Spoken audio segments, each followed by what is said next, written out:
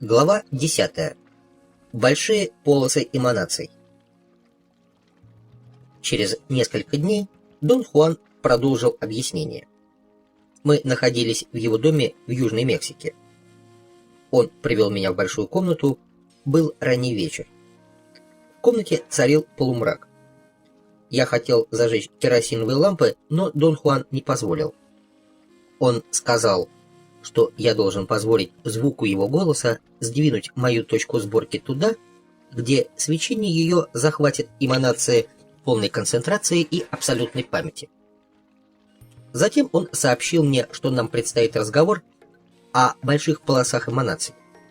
Он назвал их еще одним ключевым открытием древних видящих, которые те вследствие ошибочности их подхода предали забвению. И только новым видящим удалось его восстановить. «Эманации орла всегда собраны в пучки», — говорил Дон Хуан. Древние видящие называли эти пучки большими полосами эманаций. На самом деле они не очень-то похожи на полосы, однако название это за ними так и закрепилось. Например, существует неизмеримо огромный пучок, образующий органические существа. Эманации органической полосы обладают особым качеством. Я бы сказал, что они пушистые. Они прозрачны и светятся собственным светом. В них есть некая специфическая энергия. Они осознают и активно движутся. Вот почему все органические существа наполнены особенной сжигающей энергией. Другие эманации темнее и не так пушисты. В некоторых вообще нет света, и они непрозрачны по качеству. Ты имеешь в виду, Дон Хуан, что внутри коконов всех органических существ одни и те же эманации? Спросил я. Нет, этого я не имею в виду. На самом деле все не так просто, хотя все органические существа и относятся к одной и той же полосе. Представь себе широчайшую полосу светящихся волокон, бесконечных светящихся нитей. Органические существа – пузыри, возникающие вокруг отдельных групп этих волокон. Теперь представь, что в пределах этой полосы органической жизни некоторые пузыри формируются вокруг волокон, проходящих в середине полосы. Другие пузыри формируются ближе к краям. Полоса эта достаточно широка для того, чтобы совершенно свободно вместить в себя все виды органических существ. При таком размещении в тех пузырях, которые расположены по краям полосы, нет эманаций, проходящих вдоль ее середины. Эти эманации есть только в пузырях, расположенных в центре полосы. Однако в последних отсутствуют эманации, принадлежащие краям полосы. Как ты теперь понимаешь, эманации всех органических существ относятся к одной и той же полосе, однако видящие видят. В пределах этой полосы встречаются самые разнообразные существа. «А много ли существует больших полос?» – спросил я. «Им нет числа, их столько, сколько может вместить в себя бесконечность», – ответил он. Однако на Земле, как обнаружили видящие, их насчитывается 48. Что это значит, Дон Хуан? Для видящего это значит, что на Земле присутствует 48 типов организации, 48 блоков или структур. Одной из этих структур является органическая жизнь. Получается, есть 47 типов неорганической жизни? Нет, вовсе нет. Древние видящие насчитали 7 полос, производящих неорганические пузыри осознания. Иначе говоря, существует 40 полос, формирующих пузыри, не обладающие осознанием. Эти полосы генерируют только организацию. Ты представь себе, что большие полосы как деревья. Все они дают плоды, то есть на всех образуются некие резервуары, содержащие в себе эманации. Но съедобны плоды лишь 8 из деревьев. Эти плоды – пузыри осознания. Плоды 7 из деревьев сухие и неприятные на вкус, хотя в принципе их можно есть. И только на одном из деревьев произрастают по-настоящему сочные и питательные фрукты. Дон Хуан засмеялся и сказал, что в своей аналогии он принял точку зрения орла, для которого органические пузыри осознания являются самыми лакомыми кусками. Чем обусловлено то, что именно эти 8 полос формируют осознание? Спросил я. Орел порождает осознание посредством своих эманаций, ответил Дон Хуан. Его ответ заставил меня вступить в спор. Я сказал, что орел порождает осознание посредством своих эманаций, звучит так же, как Бог порождает жизнь посредством своей любви. Типичное для человека религиозного утверждение, однако сказать так значит ничего не сказать. В основе этих двух утверждений лежат две различные точки зрения, сказал Дон Хуан. Хотя я думаю, что оба они об одном.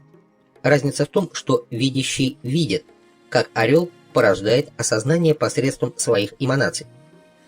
А человек религиозный не видит, как Бог порождает жизнь посредством своей любви. И он рассказал, что орел порождает осознание с помощью 3 гигантских пучков эманаций, проходящих сквозь 8 больших полос. Пучки эти обладают свойством. Они позволяют видящему воспринимать оттенки.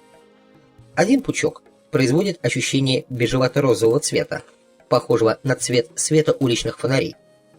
Цвет второго пучка – персиковый. Он подобен цвету желтых неоновых ламп. Третий пучок – янтарного цвета, подобного цвету чистого меда. Таким образом, когда видящий видит, как орел порождает осознание, он видит цвет, продолжал Дон Хуан. Люди религиозные не видят Господней любви, а если бы видели, то знали бы, она либо розовая, либо персикового цвета, либо цвета янтаря. Человек, например, относится к янтарному пучку. Впрочем, к этому пучку относятся и другие существа. Меня заинтересовало, какие еще существа относятся к тому же пучку, что и человек. Подобные детали тебе придется выяснить самостоятельно с помощью собственного видения, сказал Дон Хуан. Если я тебе об этом расскажу, ты просто сделаешь это одним из пунктов очередного инвентарного списка, что вряд ли будет иметь смысл. Я скажу тебе лишь одно. Это будет самое захватывающее занятие твоей жизни. «А розовые и персиковые пучки встречаются в людях?» – спросил я. «Нет, никогда. Эти пучки принадлежат другим живым существам». Я был готов задать следующий вопрос, но он остановил меня резким движением руки.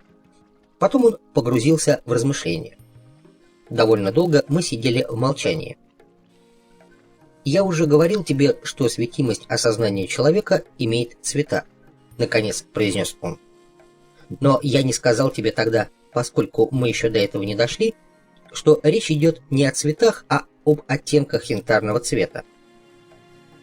В пределах янтарного пучка осознания присутствует бесконечное множество слабых оттенков, которые соответствуют различиям в качестве осознания. Самые распространенные из них – розовато-янтарный и зеленовато-янтарный. Довольно часто встречается голубовато-янтарный. А вот чистый янтарный цвет – огромная редкость. Чем определяется оттенок янтарного цвета в каждом конкретном случае? Видящие говорят, что оттенок определяется количеством сэкономленной и накопленной энергии. Несчетное множество воинов начинало с обычного розовато-янтарного, придя в итоге к чистейшему янтарному цвету. Хенаро и Сильвио Мануэль – пример таких превращений. «Какие формы жизни относятся к розовому и к персиковому пучкам?» – спросил я. 3 пучка со всеми их оттенками перекрещиваются с 8 полосами, — ответил он. В пределах органической полосы розовый пучок принадлежит преимущественно растениям, персиковый — насекомым, а янтарный — человеку и другим животным. Подобная ситуация наблюдается и в неорганических полосах. 3 пучка осознания в пределах каждой из 7 полос формируют каждый свои специфические типы существ. Я попросил подробнее остановиться на том, какие существуют типы неорганических существ. «И это тоже тебе предстоит увидеть самостоятельно», — сказал он. 7 полос и то, что в них формируется, человеческий рассудок постичь не в силах. Но все это доступно человеческому видению.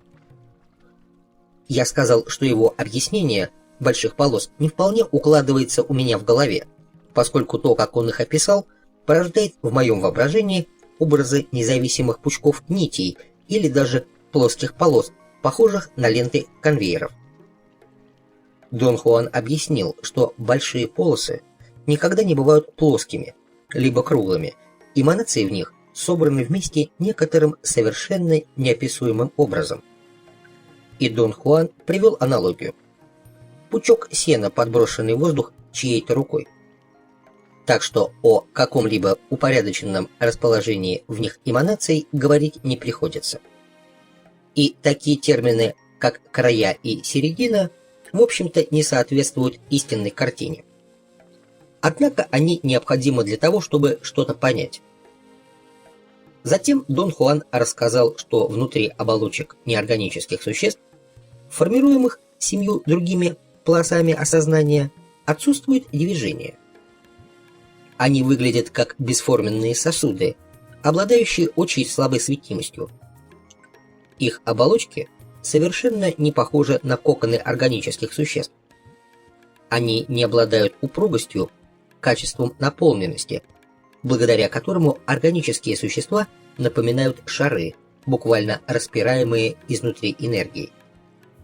И единственное сходство между неорганическими и органическими существами заключается в том, что и в тех, и в других присутствуют либо розовые, либо персиковые, либо янтарные эманации, порождающие осознание. Благодаря этим эманациям, продолжал Дон Хуан, существа 8 полос при определенных обстоятельствах могут вступать в исключительно интересное общение. Обычно инициаторами таких контактов выступают органические существа, обладающие более мощными полями энергии. Однако тонкие и очень сложные нюансы общения, которые за этим следует, удел существ неорганических. Как только барьер разрушен, неорганическое существо изменяется, становясь тем, что видящие называют союзником. Начиная с этого мгновения, неорганическое существо становится предельно предупредительным в отношении тончайших движений мысли, изменений настроения, опасений и страхов своего видящего. Древних видящих такая преданность союзников попросту обворожила. Продолжал он, рассказывают, что они могли заставить своих союзников делать все, что угодно. Это стало одной из причин уверенности толтеков в своей неуязвимости. Они остались в дураках благодаря своему же чувству собственной важности. Союзник обладает силой только в случае, когда видящий, который его видит, образец безупречности, а древние таковыми отнюдь не являлись. Я поинтересовался, а неорганических существ так же много, как и живых организмов? Дон Хуан ответил, что среди неорганических существ нет такого разнообразия, каким отличаются органические. Однако это компенсируется числом полос неорганического осознания. Кроме того, различия между неорганическими формами намного более существенны, чем между организмами. Ведь последние принадлежат одной единственной полосе, в то время как неорганические существа формируются 7. Ну и, наконец, продолжал Дон Хуан, неорганические существа живут неизмеримо дольше, чем организмы. По причинам, которых мы коснемся позже, именно этот факт подсказал древним видящим идею сосредоточить свое видение на союзниках. Он сказал, что древние видящие пришли также к пониманию и того, что высокий уровень энергии, которым организмы обладают и благодаря которому достигают высокой степени развития, делает их такими лакомыми кусочками для орла. Толтеки считали, что склонность к обжорству заставляет орла производить как можно больше организмов. Затем Дон Хуан рассказал, что остальные 40 полос формируют не осознание, а неживые энергетические структуры. Древние видящие почему-то решили назвать их сосудами, в отличие от коконов и резервуаров, под которыми понимаются поля энергетического осознания, обладающие независимой светимостью. Сосуды – жесткие емкости. Они содержат в себе эманации, но полями энергетического осознания не являются. Их светимость обусловлена только энергией заключенных внутри них эманаций. Тебе следует усвоить: все, что есть на Земле, обязательно в чем-то содержится, говорил Дон Хуан. И все доступное нашему восприятию всегда составлено из частей коконов или сосудов, наполненных эманациями. Резервуары неорганических существ мы, как правило, не воспринимаем вообще. Дон Хуан взглянул на меня, ожидая подтверждения того, что мне все ясно. Поняв, что ничего не дождется, он продолжил объяснение. Мир в целом образован 48 полосами. Мир, который наша точка сборки предлагает нашему нормальному восприятию, составлен 2 полосами. Одна из них – органическая полоса, вторая – полоса, обладающая структурой, но не имеющая осознания. Остальные 46 больших полос не относятся к миру, который мы воспринимаем, находясь в нормальном своем состоянии. Дон Хуан опять замолчал в ожидании вопросов. Их у меня не было. Существуют и другие законченные миры, которые могут быть собраны нашей точкой сборки, продолжал он. Древние видящие насчитали 7 таких миров, по одному на каждую полосу осознания. От себя могу добавить: 2 из них, не считая обычного мира повседневной жизни, воспринимаются довольно легко. С остальными 5 дело обстоит несколько иначе. На следующий день, едва мы присели, чтобы поговорить, Дон Хуан сразу же обратился к моему опыту с Ла-Каталиной. Он сказал, что сдвиг точки сборки вниз от ее обычной позиции дает очень детальное, но весьма зауженное восприятие обычного, известного нам мира. Однако образ этот настолько детализирован, что нам кажется, будто это совершенно другой мир. Гипнотический образ этого мира ужасно притягателен, особенно для видящих, чей дух жаждет приключений и в то же время склонен к некоторой праздности и лени. Эффект изменения перспективы весьма приятен, продолжал Дон Хуан. Минимум усилий, а результат просто поразительный. Если видящим движет стремление поскорее чего-нибудь добиться, лучшего маневра, чем сдвиг вниз, не придумаешь. Единственная проблема состоит в том, что в этих положениях точки сборки видящего может настичь смерть. Часто это происходит даже быстрее, чем в человеческом положении, и смерть оказывается гораздо более грубой и жестокой. Нагваль Хулиан считал, что нижние положения точки сборки очень хороши для игр и развлечений, но не более.